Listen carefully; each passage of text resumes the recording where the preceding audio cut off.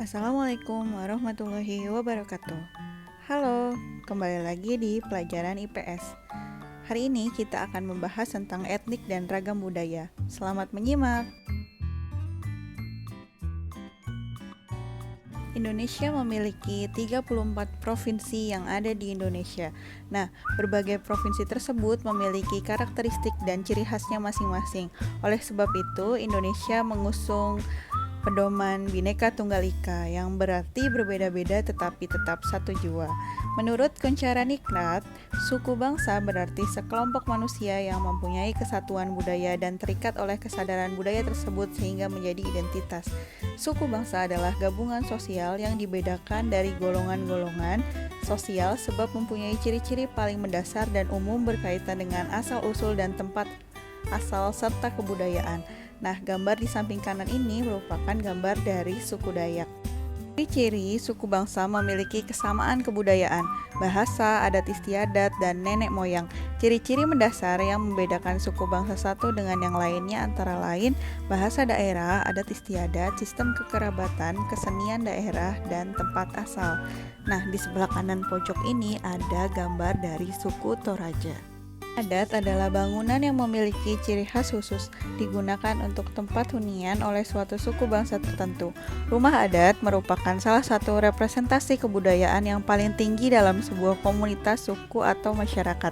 Dalam konteks kultural, perbedaan adat istiadat, suku, dan agama juga dapat berpengaruh pada tipe bangunan rumah yang mereka tinggali. Nah, contohnya ini adalah salah satu rumah dari suku Toraja.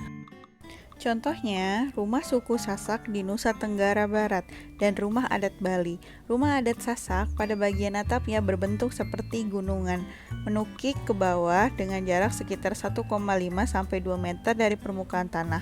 Atap dan bumbungannya terbuat dari alang-alang, dindingnya dari anyaman bambu. Hanya mempunyai satu ukuran kecil dan tidak ada jendelanya. Nah, ini merupakan contoh dari karakteristik rumah suku Sasak.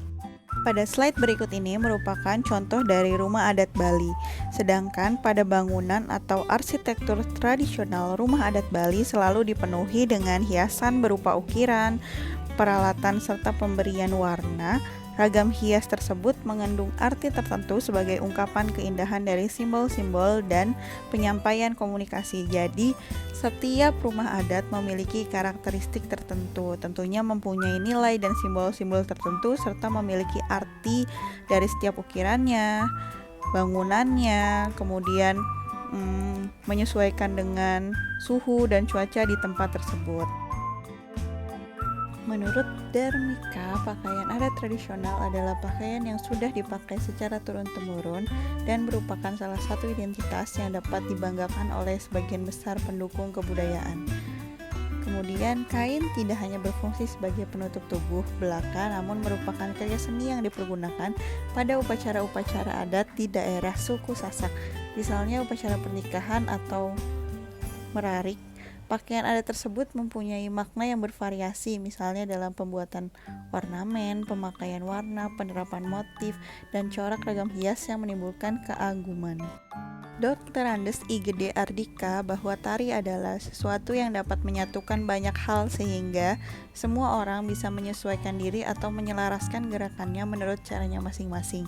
Gambar di bawah ini adalah contoh dari tari saman dari Aceh dan tari kecak dari Bali. Selanjutnya kita akan membahas tentang tari tradisional. Adalah suatu tarian yang pada dasarnya berkembang di suatu daerah tertentu yang berpedoman luas dan berpijak pada adaptasi kebiasaan turun-temurun yang dianut oleh masyarakat yang memiliki tari tersebut.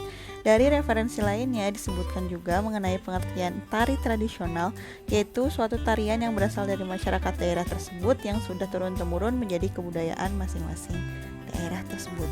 Tari klasik merupakan tari tradisional yang lahir di lingkungan keraton, hidup dan berkembang sejak zaman feodal dan diturunkan secara turun-temurun di kalangan para bangsawan.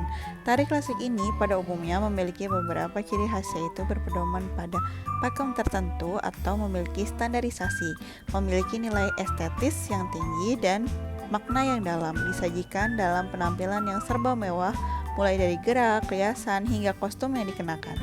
Tari folk klasik atau tari rakyat merupakan jenis tari tradisional yang lahir dari kebudayaan masyarakat lokal, hidup dan berkembang sejak zaman primitif dan secara turun-temurun sampai sekarang ini.